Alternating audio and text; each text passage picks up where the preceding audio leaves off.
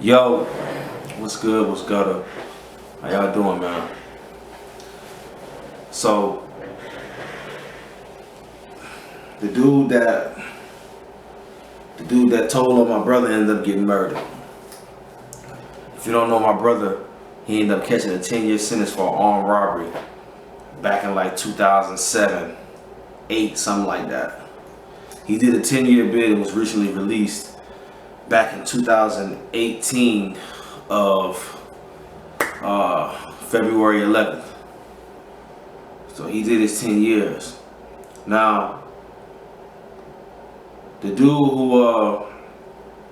who told, he was like family in a way before all that shit happened. This was a dude who, when we was first coming up in the neighborhoods and shit, and the gangs and shit was popping off in the neighborhood, he was one of the inspirations of why we even started the clip. They there used to be a lot of Asian bloods in the area that I was growing up in.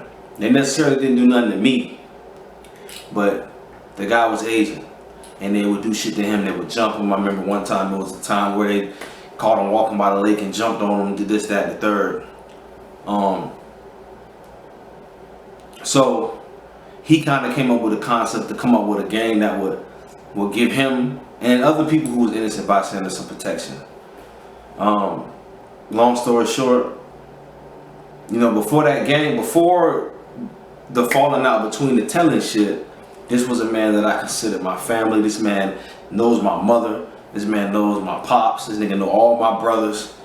This nigga has, seen my children. This nigga has met my grandmother who's not here. I mean, this man has been around my family, dog, since like 2004, 5, way back. Maybe even before then, 2002. And then he ended up falling out with my brother. Now, I'm gonna be honest with you. Me and my brother, we ain't got a problem with each other, but we hardly talk because of life and what, shit that's happened. You know what I'm saying? I don't really want to get on here and air my family business out like that because it's really none of y'all business, but I'm gonna say that. With all that being said, I did fall out with this dude in the beginning. When the shit first popped off, my brother first went up that road, yeah, it was on sight. I had it in my mind that I was gonna fuck this dude up. I never necessarily said I wanted to really kill him. I'm not gonna lie to you like that. But there were some things that came close to death. There were some times where shit got gangster, shit got real, when we ran into each other. But throughout time, man, and me, growing as a man, coming from a teenager who didn't have a mind of his own to a young man who now thinks on his own, I started to learn that life is about choices. And that even though this dude told on my brother, at the end of the day, my brother made a choice as a man to go out there. Now, he was 17, 18 when this shit happened. But what I'm saying is he made a choice. I started to have kids. And when I started to have kids, when my brother was on the road, I started to see the importance of me staying out of trouble. I started to value my life. And I started to want to be free and be around my kids until the end of time. My time, at least. So basically, I deaded that beef with him, bro. It was about my brother was about 8, 9 years into his 10-year bid. I already had in my mind that gang shit. I was out of that, and when he came home, I wasn't gonna be no part of any revenge and any of that shit. So, as time went on, I squashed it. I deaded it. And then one day I went to my homeboy house, which I no longer cool with this nigga either. That's how life go. I went to my homeboy house, and they was telling me, oh, this nigga such and such outside. I'm just saying, man. They were telling me this nigga air outside. Right? So, remind you, this is 10 years later, bro. My brother's already home at this point. So, I'm still feeling, you know, it's still in you though. It's still fuck this nigga, right? So I go outside and I see him, and when I see him,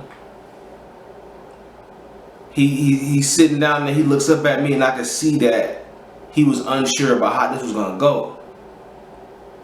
And he, you know, he stood up, and I stood over him, and you know, we had a conversation, and I let him know that, you know, I don't really fuck with what happened.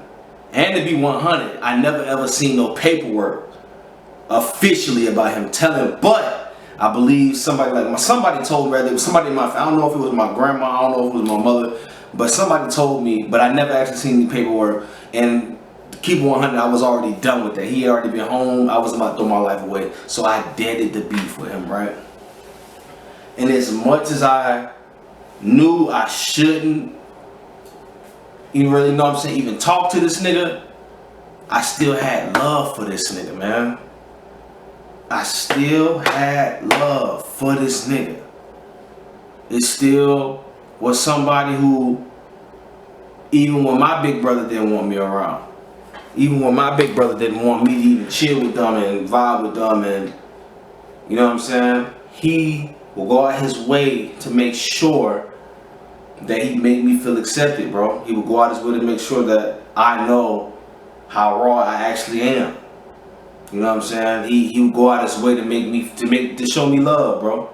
So it was real hard for me to not show him some type of love back. So, you know, we vibed a couple times, man. You know what I'm saying? And he, you know, he helped me get some money. I mean, through the pandemic, this nigga was putting me in situations where I was getting bread. And I'm not even having to hang with this man like that. And even though I, you know, we had our differences, I still felt in my heart that was like one of my brothers, dog. And I knew that there was only so far I could take it with this nigga from this point. Number one, you told him my brother, and it's fuck you on that aspect. But two, that varied because of the relationship that I had with my brother. You know, this nigga ended up coming home from prison when my grandmother died, and you know, doing all kind of crazy shit that I don't want to go, you know, I don't want to, you know, go into and shit. But it was a lot of foul shit that took place.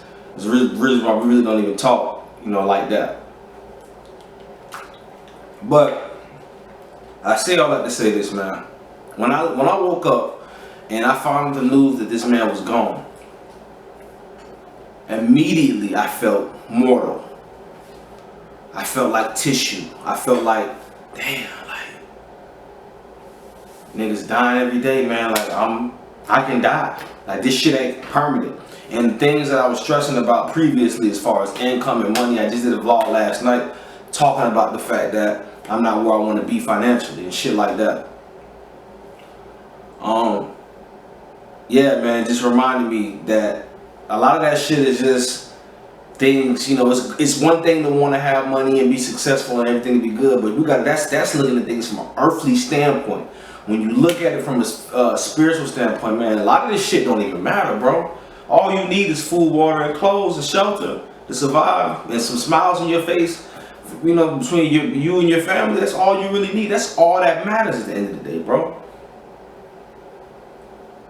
So I want to say rest in peace to Annoyed Graham, bro. You know what I'm saying? Fuck all the shit that the controversy and shit that happened. People make mistakes. Shit happens. And you know, it is what it is. Rest in peace to you. Rest in peace, Gino. Gino died too. Rest in peace, Gino. Gino died too. Rest in peace to you. He just had a new baby from Andrada. Rest in peace. I'm sorry. My heart aches for y'all, man. I apologize that y'all even going through this. So hug your loved ones tight, man. Tomorrow's not ever promised, bro. And we gotta treat it as such.